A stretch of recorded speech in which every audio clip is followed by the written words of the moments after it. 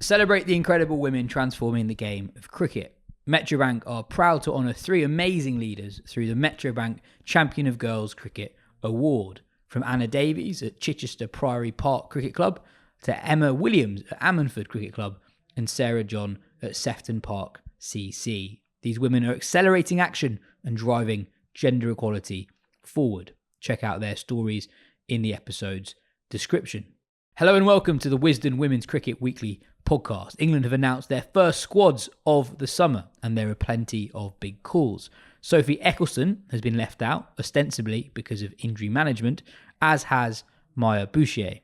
There are call-ups for Emily Arlott, Alice Davidson-Richards and Emma Lamb, while Tammy Beaumont is included in the T20I squad for the first time in a while. We've also got an interview with one of the new call-ups, Emily Arlott, later in the show. I'm Yas Rana, and with me today are Ben Gardner and Katya Witney. But first, let's get Lauren Winfield-Hill's reaction to the first England squad of the Edwards Sciver-Brunt era.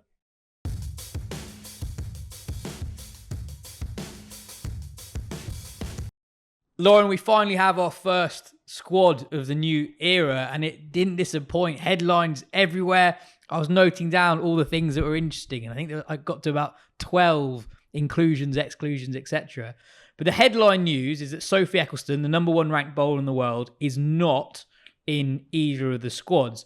The official line is that she is managing her return from a knee injury and that England want her to be playing more cricket before she's included with England. But she's playing at the moment for Lancashire. She's playing literally as we're recording. She's playing a 50-over game where she's bowling her full 10 overs. She got 50 runs with the bat. And there's a bit of time before the West Indies games start. And it's not as if she's a seamer who's had a stress fracture coming back for a test match.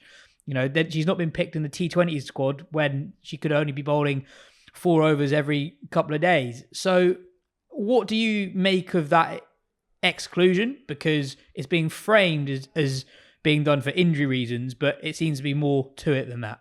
Yeah, it's a bit of an interesting one, isn't it? Because I think you always sort of raise an eyebrow when you see that somebody's out through injury, but then they're taking part fully in a domestic game, as you say, as we speak. So I mean, how far she is back from her return, we obviously don't know the intricacies of when she started training, where she's at bowling workloads wise. I think you do make a good point. The fact that she's not a seamer is slightly different. But yeah, like I said, we don't necessarily know. I didn't know that she was nursing a knee injury previously, because it's sort of been this like start of the summer where you don't know if players are rested or if they're fit. And I feel like there's a lot of players that I'm thinking, are they fit? Are they dropped? Like, where's this sort of, where do they sit within this? But yeah, it is an interesting one given, like you say, if she was playing as a batter or capped at, she's bowled 4 or 5 overs, you maybe go, oh yeah, like she's obviously not got her workloads up, like she's not there yet. But like you say, it is an interesting one given that she's, taking part in a full game. It doesn't look like she's, unless she's just not where they want her to be workload wise. But she's obviously pretty close to being fit, if not fit already. Yeah, and especially with a 50-over World Cup that's really not that far away, and you'd think that England would be keen to use every opportunity to sort of grow as a group together. And this is a very deliberate choice not to include at the moment. You mentioned the injuries. Worth clarifying that Lauren Filer, Freya Kemp and Danny Gibson miss out through injury.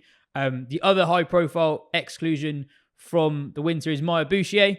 She also had a tough winter in the T20 World Cup and also the Ashes, although a good tour of South Africa in the middle. But I suppose the other main takeaway from this squad is just the ringing endorsement the players who've dominated the One Day Cup have got. Some really eye-catching selections there. Alice Davidson-Richards is back in the ODIs. Emma Lamb is back for the ODIs. And Emily Arlott is in both squads, having had a really good start to the season for Warwickshire.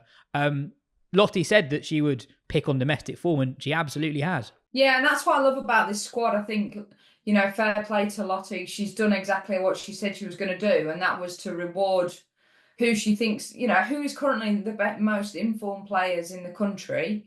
And they're in the squad, and that's what she said she will do, is she will value domestic cricket. We've spoken about it previously on, on the episodes of the strength of domestic cricket at the minute, especially when everybody's available and playing. And arguably, that's a lot stronger than some of the international teams that you play against. So, it's a true reflection of who are the best players in the country in this, in this present moment. And I love that she's rewarded players for that and put real value on that.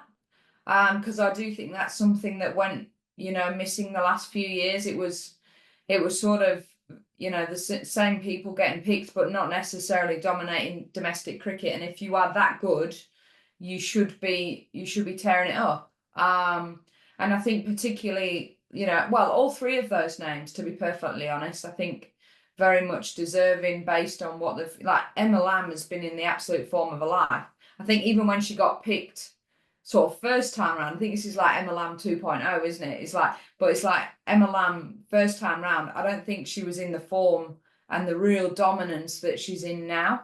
And also she's bowling as well. She's back bowling as well, which is probably an important thing to note, given that you go into the subcontinent for a World Cup. Off spin's going to be handy. I know even, Heather Knight spoke in an interview about Lottie, had even spoken to her about, no, I want you to be bowling, like we want options. So I love that it's been, domestic performance has been rewarded. The other thing is I love the forward thinking of people like Emily Arlott and Alice Davison-Richards. I think are very useful all-rounders to have in subcontinent conditions. And the reason is they bowl a lot of off-cutters, they bowl back of the hand, changes of paces into the surface. Those kind of bowlers and all-rounders that can offer handy runs at sort of 6 and 7, where we've played an out-and-out batter in that role before. So it's a change of balance of the side as well. You look at somebody like Danny Wyatt's played that role, Dunkley's played that role. Where you're trying to extend your batting lineup, but actually with somebody like ADR, like she could bat 6 or 7 and she offers you over. So the balance of the team is slightly different as well. And I think, like I said, the skill set that they possess, not only have they done really well over here in domestic cricket, but I do think looking ahead to some tired, used wickets in the subcontinent, those kind of change-up bowlers will be really key. Yeah, just worth dwelling on just how good these three have been in domestic cricket recently. Emma Lamb has 493 runs at 82 this season. Arlott is the joint leading wicket taker in the comp this season alongside Lindsay Smith, who's in both squads. And Arlott also has 100 in there with the bat, and ADR averages more than 50 over the last couple of seasons. So these three have really banged down the door. And we talked about Smith on last week's show.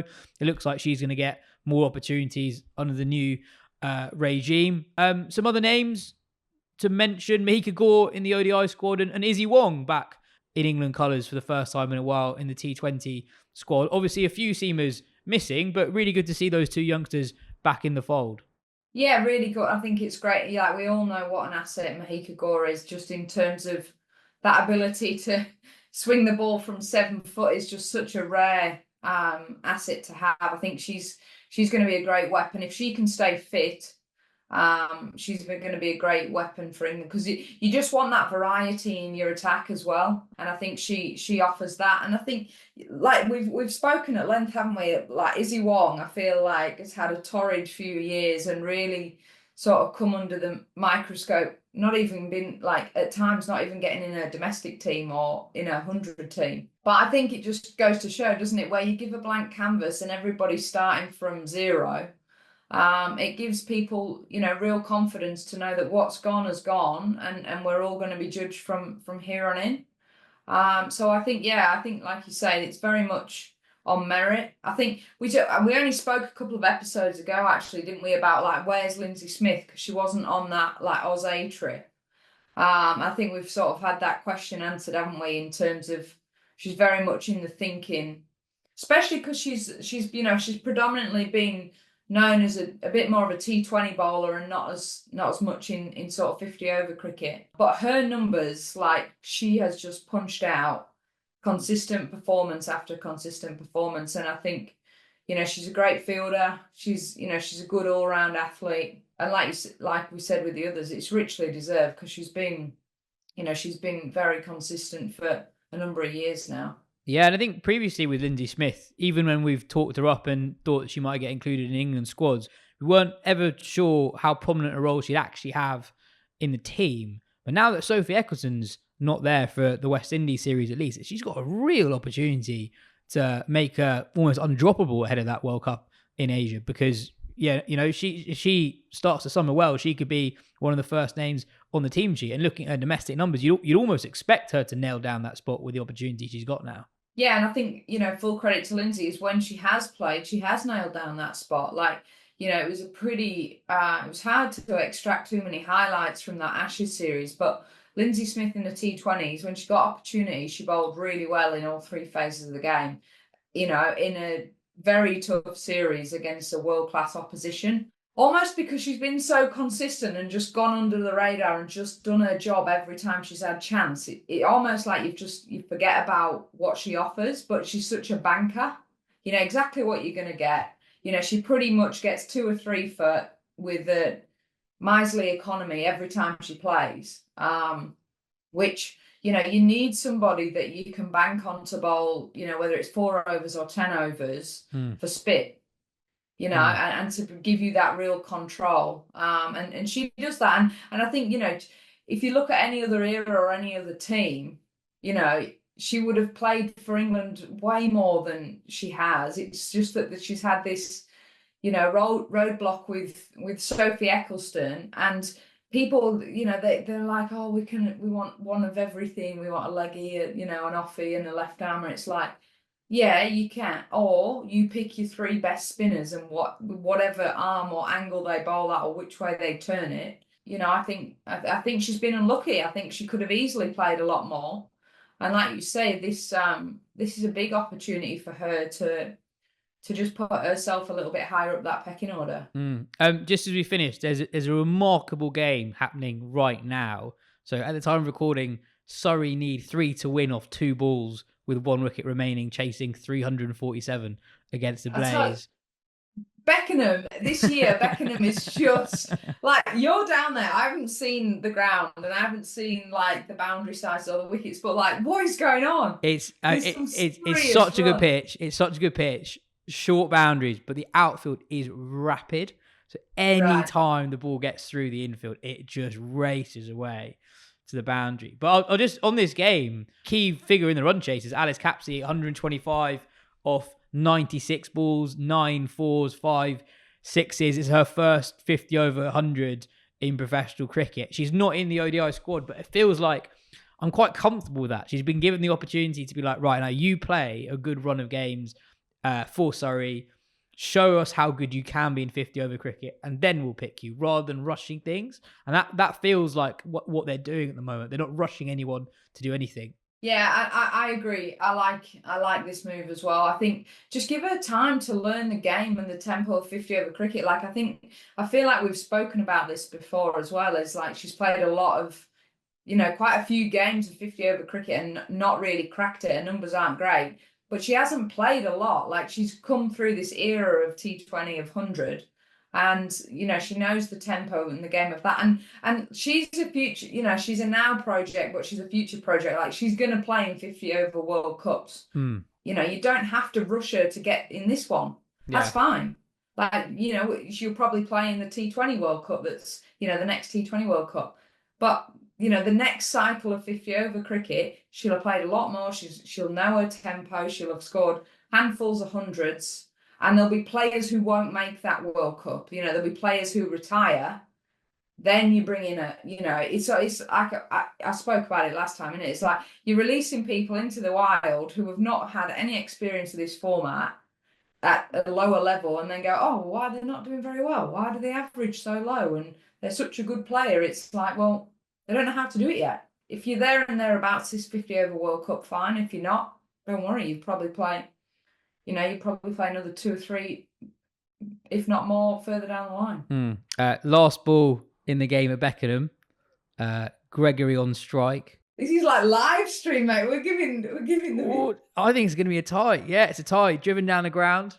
slight misfield off her own bowling, and they run through for a single. So it's a tie. Amazing. What a game. 3-4-6 plays 3-4-6. Have we had other ties this year? Where have we... First round, Warwickshire tied their first game. Yeah, that's what I was, yeah. It's I think not Warwickshire, often Hampshire. you get it's not often you get so many sort of ties in. Yeah, I mean that must be the highest tied game in a 50 That's over what I mean. women's game, The runs scored at Beckenham at the minute, it's just it's pretty difficult batting first, isn't it? Because you're like, well, what's a good score? Yeah, exactly. 400? Exactly. Genuinely, you've got, if you get 340 or you get over 300, you think, oh, I'm not sure we've got enough there. Yeah. Well, cheers for that, Lauren. Very exciting squad. Hopefully the cricket lives up to the expectations.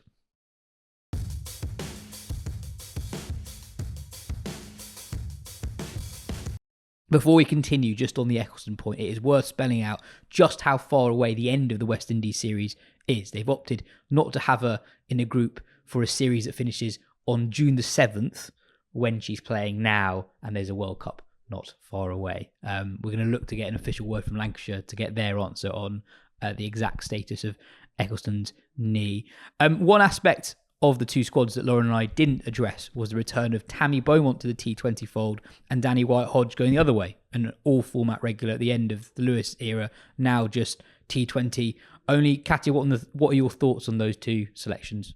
Yeah, it kind of feels like, even though on the face of it, the Danny White-Hodge thing particularly isn't the key announcement from this squad, it's one of the biggest indicators of that Charlotte Edwards' own personal brand is stamped pretty much all over these squads.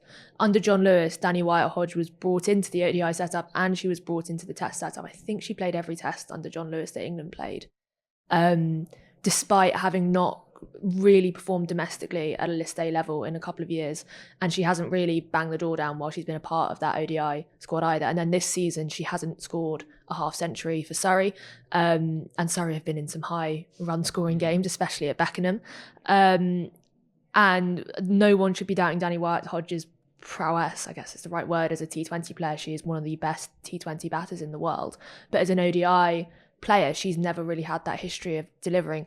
And Edwards, aside from selecting on domestic form, I think has really selected players who she sees as their core abilities being in the form of the game they've been selected for. So Tammy Beaumont, for example, has banged the door down in domestic, in the 100, in domestic T20 cricket for a couple of years now. When she got that chance in New Zealand, she didn't take it, but that doesn't mean that she won't take it this time. So I think it really shows that that knowledge of domestic cricket and of Edwards' philosophy coming through and why she's been selected. I think you can also see that in Alice Davidson-Richards' selection as well for the ODIs, and the way she's prioritised different players for different formats, I think is really, really important in understanding why these squads have been picked in the way they have. Yeah, I think it's indicative of the philosophy of Edwards, but of the selection overall as well, which is, I think, just performance over promise, basically. Like, I think White-Hodge is one of these players that when you look at her, sometimes you can see some of the shots she plays and you can think, well, how can you not pick her in every team that you could possibly pick her for? But then, Edwards and Greenway have kind of sat down and looked at it and thought, like, no, well, actually, these are the people who we can bank on to score runs consistently, basically, or take wickets consistently. And that goes the other way for Bowman, where actually, she doesn't have the overall skill set of, like, some of the new pyrotechnic T20 players, but she does score a lot of runs, and that's kind of what they've gone for. And you can see that throughout the whole squad as well, through both squads. There's like a couple players who you can pick out as like not having torn it up in the One Day Cup, but for the most part, it's kind of a good mix of players who were already sort of around-ish the conversation, but there's very, very few who are in these squads who haven't done like well to very well in the One Day Cup. I guess the one thing is that this is the easiest time to select like that. Like, the one thing is that you've got like this new county structure, so you want to give credence to it. You've got the start of a new era, so you can sort of have more license to pick players based on this kind of chunk of games. Almost the greater test this philosophy will come at the end of the summer, and then for the World Cup, where it's then that you're faced with leaving out someone who could win you like a massive World Cup game on their day, because they might not have the volume of runs in the One Day Cup that someone else has. I suppose by that point you have more international games to go on as well. But one really interesting thing about the One Day Cup more generally is it's played at a quality, I think, that is at times actually higher than a lot of the opposition England are going to face, even in a World Cup. We'll get to the West Indies squad later, but they're missing 2 really key players.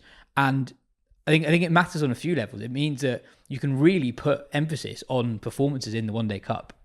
You look at some of the attacks, look at Lancashire's attack, for example, Hampshire's attack, the Blazers' attack. It's really high quality. If someone is scoring runs who might not have been on the radar before, it properly counts and should be registered in a way that at times, because of the lack of England availability in the Rachel Heyhoe Flint Trophy last year, you couldn't quite do. So now if someone is scoring runs, I think it means quite a lot more. And I think the overall quality has been lifted because of, not just because the England players are there, I think it lifts the quality around them. And also just because the game is being treated with more respect now, they've had a proper pre-season in a way they wouldn't have done to the same extent facilities-wise in previous eras. So players who are maybe new to the professional game, I think their standard has lifted. So I think it's been a really good endorsement for the new structure, actually seeing the squad being picked so much on 50 over performances.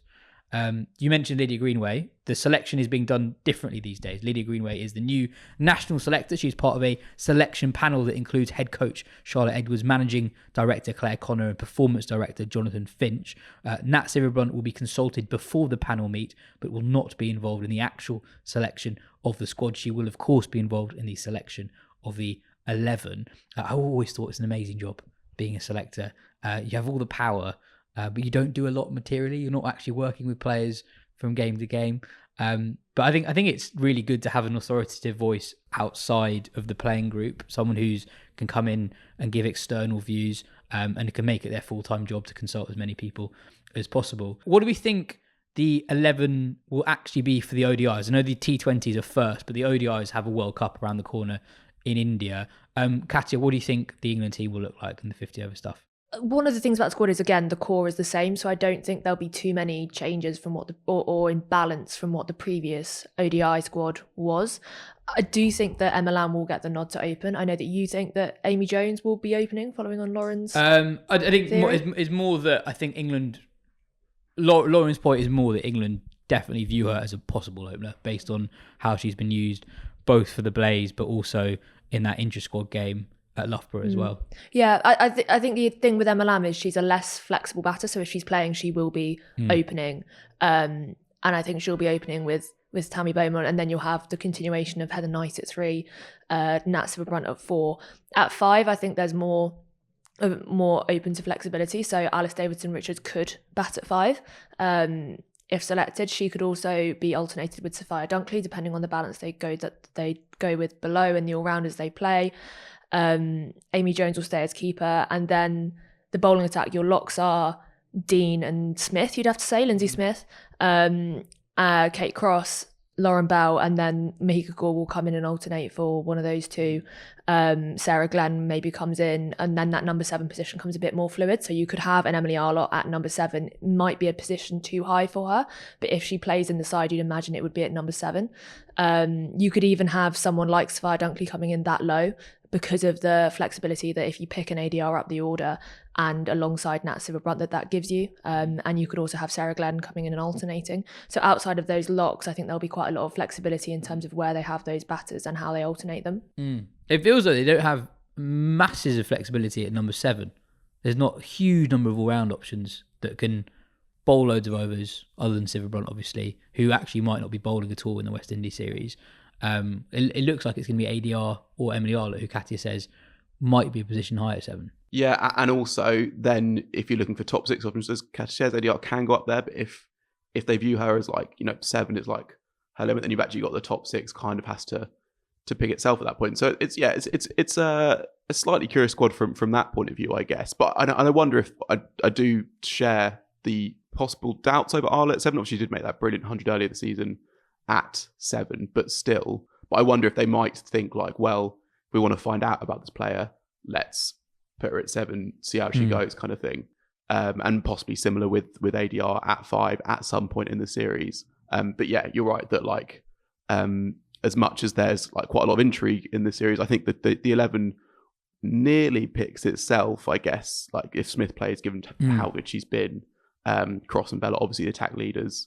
Gore is one of the 2, I think, across the 2 squads who hasn't bang the door down. But Gore is like obviously a special case, given that she's 2 meters tall, 19 and bowls with her left arm, and has already been pretty good in international cricket. You can kind of just like there aren't many potential kit picks, but she's one of them. Yeah, and especially because you have Cross and Bell as your locks, you're not saying to her you're playing every game, and I think that is a selection more viewed towards the future as well as the present. I think one thing with that side though is because those core players have been backed, your Amy Joneses and your Beaumonts and that, they have to perform now. And they've been in an underperforming side over the winter, and no one was doubting that there wouldn't be any trees uprooted in this squad. But that core of players now have to really perform to justify their place, because there are these players that we've just mentioned that have that flexibility to come in both in the top 6 and below. So yeah, I think that will be a really interesting factor across this series, watching those senior players. On that, the one selection that I was slightly surprised by, and to be fair, she has done really well in the One Day Cup this year, is Dunkley in the ODI squad. I know that she had a really good Ashes series in the T20 stuff, but her ODI record over her ODI record overall isn't that good. It's an average of 26 from 34 games. Over the last 2 years, it's an average of 7 from 6 games. Yeah, and I think it's weird. There are 5 Surrey players in the top 5 at Surrey who are picked for various squads at the moment. And I found it interesting that Dunkley is alongside ADI, which is slightly different because she bowls, but Dunkley is the specialist batter who has been picked in the ODI squad, and I know she's scored a lot of runs this season, but I'm slightly surprised she's the one that they've gone for. Yeah, and I guess Capsy also made that brilliant 100 yesterday, and you wonder if that had come a week ago, could that have been the thing that tipped her over? But it's surprising to it in that it's one of those things where if you were to go through that Surrey top 5 and think like, who do we think is just the best batter in this group, like you might pick Dunkley, but you could easily pick, Whitehodge or Capsy. Obviously, Smith can hit it hard, and Schofield is sort of a coming player who hasn't quite capitalised on this opportunity at the start of the season. New South Wales in the T20I squad, but I think it is just reflective of them being like, well, we are picking the players who score the most runs, and Dunkley is one of those basically. Yeah, I don't know, Katya, you've watched a lot of Surrey this season. Do you back that Dunkley is the standout 50 over option out of those 5? I was slightly surprised. I thought Capsy might get the nod over Dunkley, not just... Dunkley has just about outperformed her at the start of the season, but because of the bowling option that Capsy gives them, which she didn't bowl yesterday, I don't know whether I think that was ECB management saying not to bowl, but also because of the century she scored in Australia on the A Tour and the way she scored over there, I thought that might tip her over the edge for Dunkley in getting selection. I was going to make the exact same point with Ben, that if these squads had been selected maybe a week or so later, I think we might have seen Capsy in that ODI squad. But equally, Capsy, as we've discussed previously on this show, she doesn't have a lot of history at List A level of run scoring, and if she keeps performing in the way she has been performing for Surrey, particularly with the century scored yesterday, which was incredible, and not just in terms of the run she scored, but in the situation that she scored them, which is something that with Alice Capsy we've been really looking to see, is her score pressure runs and really take responsibility in a batting lineup.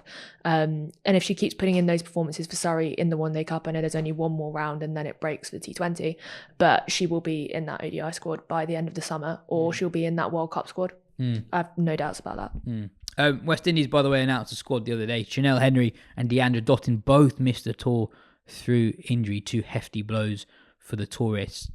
You mentioned the Beckenham game briefly. Katya, amazing game. 3-4-6 plays 3-4-6. Yeah, brilliant. I was really annoyed that the run chase almost passed me by, because I was paying really close attention to the second innings when Surrey were doing badly. And then the England squad was announced, so I was kind of going through everything that we were covering on the England squad, and I looked up and there were 2 overs scored. I was like, hang on, how has this happened? But for those who didn't follow the game, it was absolutely scorching hot yesterday at Beckenham, and the pitch was so dry. There were patches of yellow grass in the outfield, and it was so clear there were going to be a million runs scored on that pitch. And Blaze almost messed up batting first, so they got to I think about 230 odd for 7 with about 15 overs to go. Amy Jones scored a brilliant 80 odd at the top of the order, but didn't go on, crucially.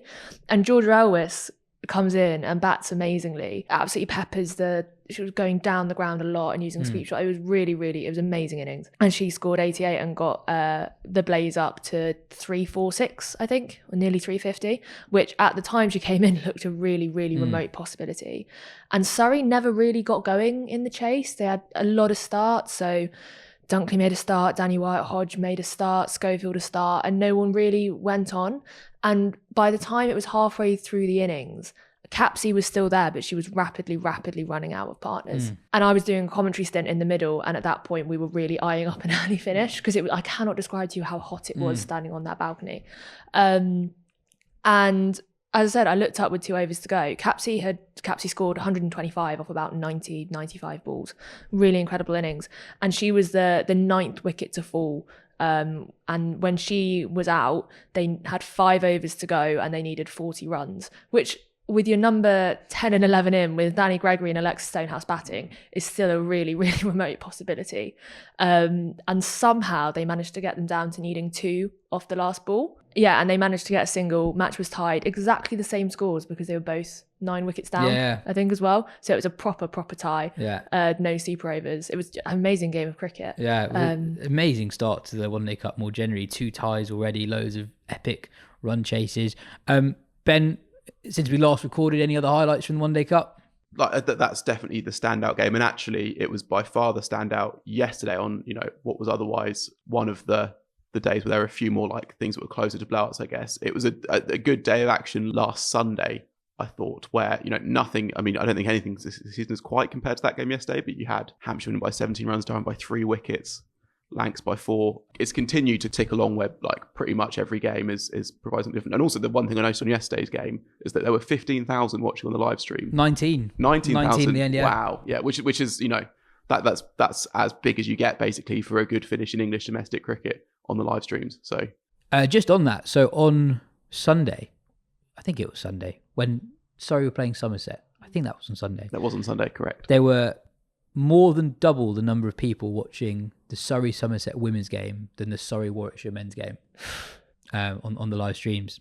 So it's amazing how well the new county structure has started, and it's amazing to see. I think actually, and I know we've covered it before in the pod, just how much there is still an opportunity to get more people in, especially into the grounds. If you see on paper, there are literally more people watching the women's competition than the men's county championship at the moment, quite often. And that's not yet reflected in attendances in the ground, but I think that is actually partly down to the counties not making more of the fact they have so many high-profile players playing. It's also down to the venue choices at times. We talked about Surrey playing at Beckenham. Lancashire played at Southport a few times as well. So I think that is an opportunity. If we throw it forward 12 months, I would be surprised if we see as many games at, in inverted commas, out grounds as we've had so far. And just on the table more generally, just following on from last week, really, it's the teams with the more established bowling attacks that are at the top of the table. The top 4 go through to the playoffs. Hampshire top the league at the moment, then Lancashire, then the Blaze, then Somerset, poor old Essex languishing down at the bottom of the table, just 1 win from their 7 games so far. Next up, we were going to play you Phil's interview with Charlotte Edwards next, but instead Katya has organised an extremely well-timed interview with Emily Arlott, who is in both England squads for the West Indies series. Arlott was picked for a test squad 3 years ago, but never played for England under John Lewis's tenure as head coach, despite consistently performing well in domestic cricket, including in the 100. She's had an eye-catching start to the summer with bat and ball. Here she is talking to Katya.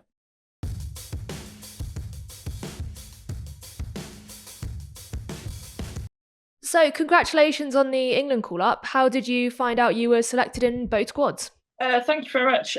So I got a call from Lottie, what would it have been, Tuesday evening. It was quite late, so I obviously wasn't expecting a call at all. So, got a call at about 8 o'clock. Thankfully I picked up. So we've just bought a new puppy, so he was being a bit of a handful, which was quite funny. So then I was a bit flustered when I answered the call anyway, and then obviously she told me that, and I didn't really know what to say. I didn't really process it for about 5 minutes. So Obviously just said I've been picked, and obviously said a few nice things about obviously how I've been performing recently, which is nice, and obviously gives you a bit of confidence in the sort of head coach. I've never really worked with Lottie, unfortunately.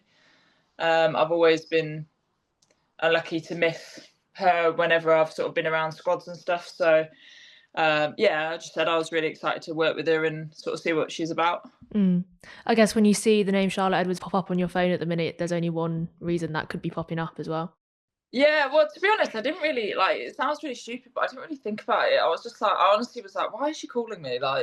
Maybe she's just accidentally called me or whatever. And so I kind of let it ring a little bit because I was like, maybe it's a mistake. And then she obviously I picked up because I was like, oh no, she's not hung up yet. So pretty cool to have that call, which is nice.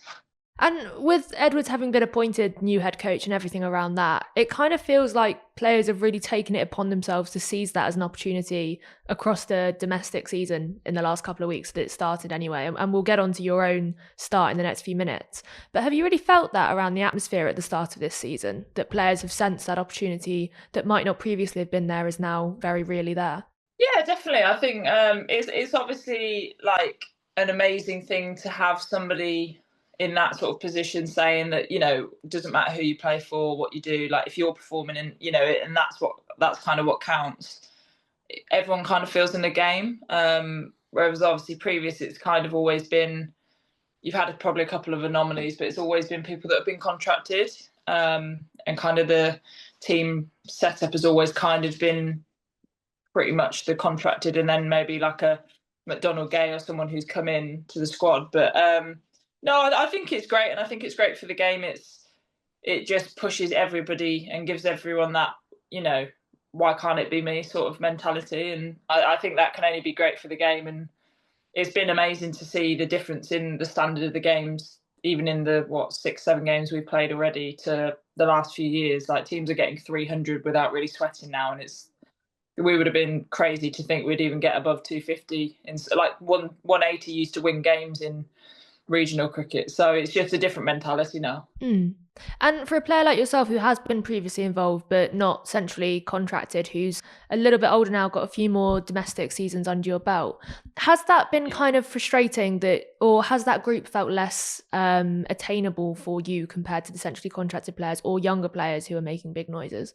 Well, I can't really speak for anybody else. I've obviously been on a little bit of a journey with England, obviously being picked a couple of years ago, not playing, and then obviously getting COVID and stuff, and a few things that kind of were out of my control, obviously with illness and stuff. So, and then obviously, and then I just probably had a couple of quiet years away from them, and I just kept my head down and just felt like if I keep performing, if I can do everything, I think I did this in an interview in the 100, if I can just keep performing, and giving people reasons to keep looking at me, that's all I can kind of control. And actually from that, I can't control who picks me or doesn't pick me or, whatever with that. But actually, I just felt like that's the things I can control in my career and what I want to do.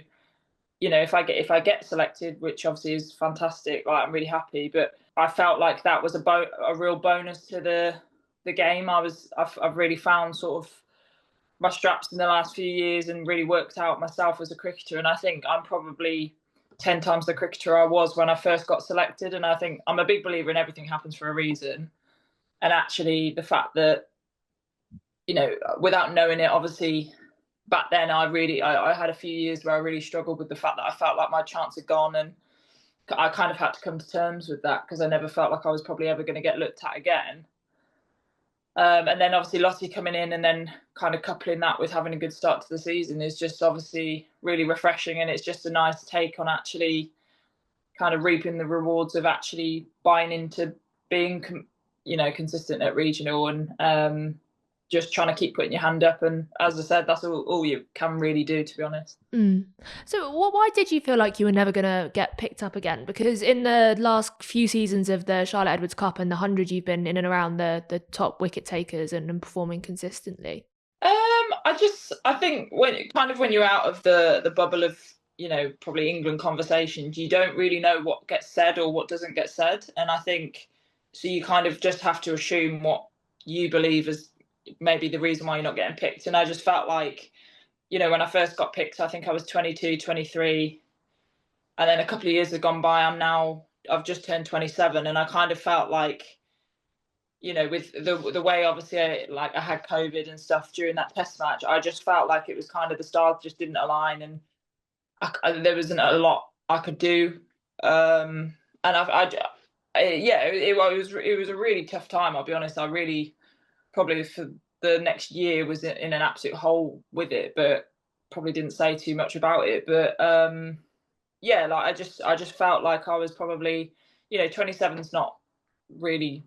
I'd like to think not that old in terms of cricket. I'd like to think I've got plenty of years left playing. But, you know, when you start talking like so many youngsters are coming through, like your McDonald Gays that are like low 20s, it's kind of, why would they even bother looking at me when I'm a bit older? But actually, obviously it's just really refreshing that it's performance, not kind of who you are or, you know, what you've done up to there. So, yeah. I'm obviously really pleased to be back in the mix. Well, I guess there's a few kind of similar players in the. Sorry, I don't want to keep going on about age, but like in the similar age brackets, like your Paige Schofields, your ADRs, who maybe have been involved in the past and are back in. That must be a really positive thing to take from these squads. Yeah, definitely. I think like both of them have been performers for years in the regional setup, and I don't think anybody can begrudge them being in it at all. And I think it's just really pleasing to see that actually there is still benefit with, you know, there's not a cap that you could be 30 but be the lead running scorer. And actually, you know, it's a really nice thing to see. And like Paige has obviously had like a breakout year in the last sort of 12 months. And actually, you know, as a friend for her, it's been great to watch her just keep climbing up, and obviously just come back from the A Tour and stuff. And it's just, and she's been unlucky with injuries as well. So it's really nice to see like just more opportunities come up, because you can kind of get into a hole where you think, oh, I've had an injury and, you know, oh, that's it. Like somebody else is going to kind of take my place while I'm not there kind of thing. So it's obviously great. And obviously for Al as well, she's amazing. And I don't probably have to justify why either of them are in the mix. So yeah, and you mentioned that you were picked for the first time for England in 2021 for the India test, I think, and also for the ODIs, but didn't make your debut at that point, and then were included in the 2022 test squad against South Africa. But you mentioned you caught COVID shortly before that test. What was it frustrating to have that kind of stop-start nature to thinking you might play and then not be selected or catch COVID or whatever it might have been?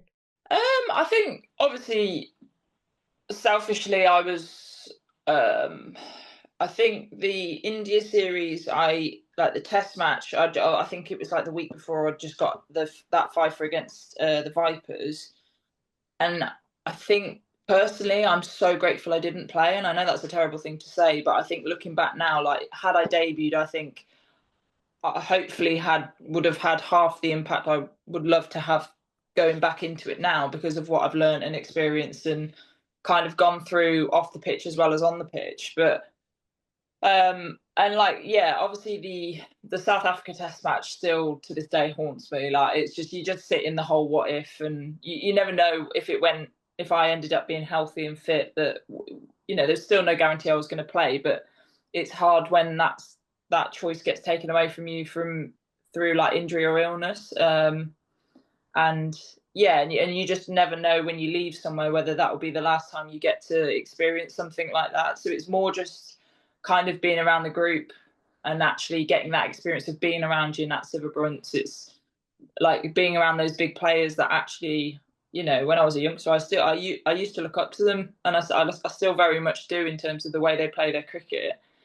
And just being around people like that is invaluable. And I think I just was frustrated that I really missed out on kind of those opportunities because of probably things out of my control. So, and it's not, but again, I'm actually really grateful that I've been through it, because I think if I probably debuted, my life probably might have looked a bit different in terms of cricket career, but actually in terms of growth and actually what hopefully I bring to the team is hopefully a completely different thing to what they probably experienced when I was there last. So what do you think is different about what you can bring to the team now as opposed to 3-4 years ago? If I'm honest, I really struggled with believing that I was good enough. And I know that's probably quite deep, but because the first time I got picked in the India stuff was such a whirlwind, like honestly, I got a call and like the next week it was a test match, and it was just like, as like a youngster that, to be honest, I was just grateful I got a regional contract. I was just very living in the moment for what I was experiencing at regional, and I just thought it was so cool that I was, that was my job. That then that happened so quickly, and no fault of anyone, but it was just, I think it would have been too quick, and I just got overwhelmed. And I think I was probably one of the first people that came into that group that was a complete stranger almost, and actually, I really personally struggled with that because I just went into my shell, and you go through the I don't believe I'm good enough to be there, and then you don't kind of probably present yourself in the same way, and and that's not me as a person, and I found that really hard to deal with because I was sat there going, I'm not good enough to be here, like they all like probably think I'm terrible, like that. You just sort of put yourself in that hole, and that's what I mean in terms of I'm grateful I didn't, because actually the last 3 years of learning for me, probably more off the pitch and dealing with the fact that, believing that I am good enough, and actually good enough for me, not good enough for everybody else, has actually led to me being a lot more confident. And like in the winter this year, I went to, I just felt like with my career, I just felt like if I just keep going through the kind of monotonous winter of like winter at home at Edgbaston, which is, I'm not moaning about that at all, but in terms of it gets a bit samey. And I just thought one day, I was like, screw it, I'm just going to challenge myself and throw myself in the deep end. I hate meeting new people. I'm terrible in new situations. And I was like, I can keep going through, my career and kind of just be so and not really put myself out there. And I was like, right, I knew Grunners through obviously Soph Devine. So I messaged her, who's obviously the head of WA. And I was like, would love to come out and train with you guys. I went and essentially, I won't bore you with the story, but I went and played in, basically threw myself in the deep end, went to Australia, didn't know anybody, had never been to Australia on my own, hadn't been out the country on my own. And I just had to I forced myself to figure it out. And like the first day of state training, I turned up, I was terrified, but it was the best thing I ever did. And I think I'm probably 3 times the person now that I was even 12 months ago, because I have probably been a little bit crippled with anxiety and believing that I'm good enough. And I just went, I could just let this keep going, or I'm actually just going to address it and kind of try and face it head on. And actually that's been probably the turning point for me, really. That's brilliant. And when you playing for, was it Western Australia in the WNCL? So you said you had to go over there and figure it out for yourself. What did that kind of involve? Grunners was amazing. So essentially I just went over there to train with them, and I just figured being out on grass is better for my bowling. And just being a different challenge. I knew I wasn't on any of it, like the A tours or anything in the winter. So I just said, I could just sit here and mope about the fact that I'm not, or I can just go and do something about it. And actually, so the whole thing was, I went out to basically train with the state and play for a club out there, which was obviously, it was a great experience. But and then ended up, they were absolutely riddled with injuries last year, and ended up, I kind of got out of my pre-season rustiness of, I was there for like 3 months, and probably the first couple of weeks I was rusty, but I kind of gave myself a little bit of leeway with the fact that I was in a new place and whatever. So, and then obviously the opportunity to play came up, and and I took it, and it was the best experience I've ever done. Like the girls out there were great, and I think it really taught me to have fun, the right amount of fun whilst playing. I think it probably links back to like the anxiety side of it, that when I'm really anxious, you go in your shell, you don't let yourself be an absolute, like I am a weirdo, like, and I'm fully okay with admitting that now. Like I just bounce around the group at Birmingham, and actually I kind of held that in to be like, because I was worried about people judging me. And I just went to Australia and I was like, if I don't, if they all think I'm a complete freak, like it's fine, like I might not see them again, sort of thing. And actually it was a really liberating way of meeting people, and actually I've met people that I'll probably be friends for life with. with it, and like the experience, like my cricket, hopefully it showed obviously in the start of the season, but I've really took a few things, like you have fresh fresh eyes on what you're doing, and they go, oh, just try this, and you think, oh my god, why haven't I never done that? And that kind of was the whole trip of, and they just gave me the freedom to be like, just express yourself, and that was really, really liberating for me, just as my cricket and I think as a person, to be honest. Well, I guess that's shown in the start of your season as well. It's been quite the first few matches for Warwickshire, 6-7 matches now? I think most people who saw your name in the England squad will know it recently anyway from that century you scored a couple of weeks ago now. Just talk me through that, because just for context for our listeners who need a bit of reminding, that century was scored from number 7. Warwickshire were 22 for 5 in the 7th over, batting first when you came in, and 40 overs later, by the time you were out, they were 255 for 7, and you'd scored 130 off 141, which is your maiden list day century. Just what happened? Well, I'll be honest, I never thought at number 7 I'd be walking out to the crease at the 6th or 7th over, so that was the first for me. But yeah, I'll be honest, it was a great pitch at Essex, but Essex obviously wanted to bowl. It was very bowler friendly conditions. It was overcast. We knew it was going to be hectic to start with, but they really capitalised on that. And like Eva Gray took 4 for nothing in about 3 overs, and like really got our backs against the wall. But yeah, I think probably out of sheer stubbornness, I think I'm classed. I'm unfortunately classed as one of the older girls in Warwickshire now, because they were born in 2005, I think, which is horrific. But we've got a very young group, but I always say to people, and I try and correct them every time, is we've got a very aged young group, but actually cricket experience. You look at someone like Davina Perrin, like she's, I think, just 20, but she's got, I think people really underestimate her sort of canniness and cricket skills. But I think people are just writing us off as a team, and kind of thinking we were just going to get rolled by everyone. And actually that really bugged me, that actually I was like, I'm going to have to just apply myself here and dig in for the team. And all I did every over was kept looking at the dressing room and going, I'm doing it for them, I'm doing it for the girls, because I want us to be a team that's respected in this setup. And yeah, obviously, I'll be honest, it sounds stupid, but I didn't even realise that I was in the 90s at that point.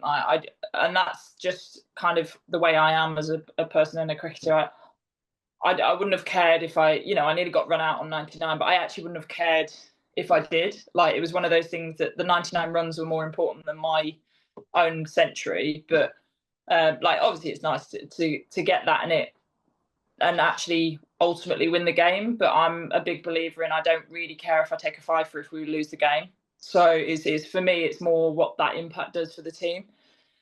But yeah, it was one of those pitches where it was really tough to start with. I think I just told myself, if I bat for 10 overs, it will get easier at some point and we can then kick on. Because unfortunately, with the way I play, I never feel bogged down particularly, because I know I'll always catch up in the end. Like, I know that once I get going, it's pretty hard to stop. It's just probably giving myself a few balls to get in normally. But I know obviously that was excessive with the fact that we had to bat.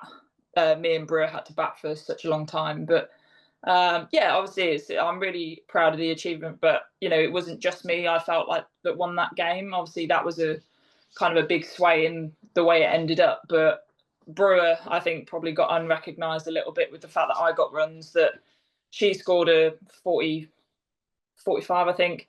But our partnership was 100. And then Carys came in and we got another 100 partnership. And I think if I scored 130 by myself, but we got bowled out for 140, that game would have looked completely different. So I feel like there was plenty of other people that added to that. And I think Wongi got 30 off about 10 balls in the end. And actually, I think we would have all laughed at somebody if they said that, we were 22 for 5, but we ended up with 200 and I think it was about 80 in the end. But that was completely unmanageable. So yeah, like I'm obviously really proud, but yeah, it was a really nice team performance that I felt we brought everything together, which was cool. And Warwickshire went on to win that game as well from, as we said, 22 for 5. Do you feel like that innings was a marker in how you've developed as a batter over the last few years as well? Because you've yo-yoed up and down the order a little bit. I think I've seen you bat pretty much everywhere from 5 to 10 for Central Sparks, now Warwickshire. What do you see as your best role with the bat? Well, I think firstly, again, that was probably another bee in my bonnet that I had with sort of my game and the way people always just treated me, that I was a bowler who could hit a big ball and actually couldn't really apply myself, couldn't really actually win games when it came down to it. And actually, you know, that again, the learnings I got from going away, and obviously Ali Maiden, who's obviously our new Warwickshire coach, has come in, and he's been a great catalyst for my game as well. It's kind of married up with both going away and him, but it's just been really like, they've just backed me, and that's all I've ever needed as a player and as probably as a batter, is they just go and express yourself, but make sure you know we're following the guidelines of what we speak about as a team. And actually, I probably sold myself a little bit short the last few years with my batting, and probably went block. Oh, I'm just going to sky one and get out for 3, rather than actually, you know, I think that innings was more of just getting the point out there to everyone that, you know, I'm now no longer just a bowler, and actually I've really, really worked on my game batting wise. And, you know, and ultimately I see my job in Warwickshire is that sort of 7-8 role. You usually get put in, you're either chasing a mammoth total or you're winning games at the end of the, you know, at the end. And, you know, that's what they pay me to do. I've got to try and win games for Warwickshire as many times as I can. And definitely probably being a bit more of in the leadership group and being a bit older, I kind of feel that that's kind of I've done my learnings in the last few years, and actually now it's time to really capitalise on what I've learned and use it, and actually, you know, get us into winning positions where, you know, like Essex, we shouldn't have been anywhere near that. So yeah, that's really sort of my aim. And obviously I know we're still a week out from the series and playing group probably hasn't met yet, but where do you think that fits into an England 11, or could fit into an England 11? I honestly don't have the answer to that. I'm not sure entirely probably where I might fit into that order massively. I kind of see it as maybe like an 8-9, like sort of 7, 8, 9 for that. I think especially in the T20s, like I feel like I'm at my best when I'm backed, and actually I feel like in any situation I would like to think I'm putting my hand up and, you know, doing something, whether that's, you know, sometimes a 20 off 5 balls wins you games more than a 50 off 40 balls kind of thing. So actually it's obviously different on the day, but, you know, my job is to, if I can clear the ropes and they give me that, then that's kind of my job. But, you know, if we have to dig in for a couple of overs and then reset and then go again, that's my job. But it's just being smart on reading that situation, which I think I've got a lot better at now. And with the ball as well, you're currently a part of a 3-way tie at the top of the One Day Cup wicket taker standings, leading. You've taken 14 wickets at 20.85 this season. We've seen a lot of runs scored, as we've talked about. And we've seen that the sides who generally have the most effective bowling attacks are the ones at the top of the table, and Warwickshire are currently sitting second in the One Day Cup table. As a pacer, how have you found a way to bowl on the surfaces that we've got at the minute with the weather we've been having? It has been a challenge, I'll be honest. You know, the home games at Edgbaston, we've been playing on a strip right at the end of obviously the pitches, and you know, it's no fun. Like Gary, our groundsman, he's amazing. He really looks after us, but it's obviously kind of he dictated to what's coming up in the summer to where we are, obviously on the ground. But you know, you're looking at, like yesterday, we played Lancs on like a 44-metre boundary one side, and actually it's just being like smarter on your options as bowlers. I think, again, a couple of years ago, I probably had 2 plans. And if plan A didn't work and plan B didn't work, I didn't know what to do. Whereas now I'm being a lot more, you know, canny on in terms of, you know, if we've got a big boundary size, use that. Don't give them the short side. And I think I've really worked on my variations as well. And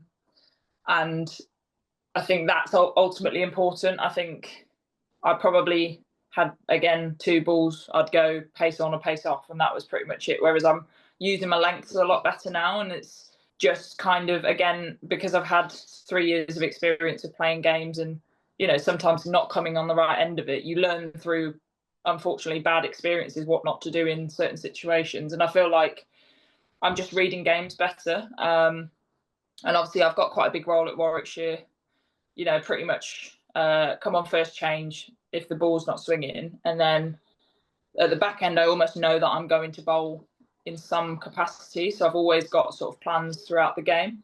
But yeah, I think it's just variations and just trying to not be too consistent and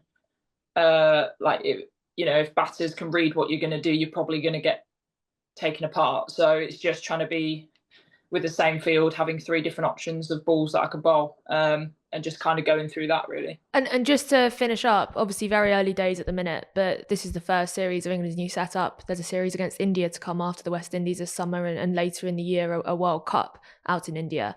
This West Indies series, it's a huge opportunity to play a bigger role going forward, right? Yeah, definitely. I really don't want to probably get too far ahead of myself. I think I want to be very present in what I'm doing, and obviously with the West Indies series, I'm grateful to be a part of that, and I want to show, you know, and put faith in the fact that what Lottie's decisions have been are the right ones, and actually, you know, this is kind of a culmination of the last couple of years for me to get to this point.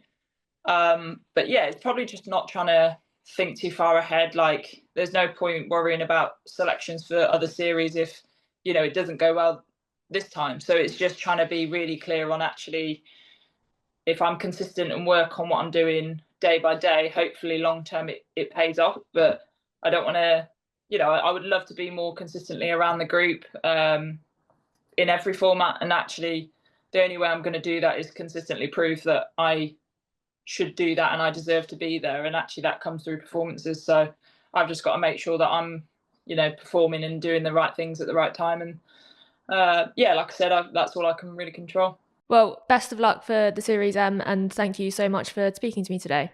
Not a problem. Thank you very much.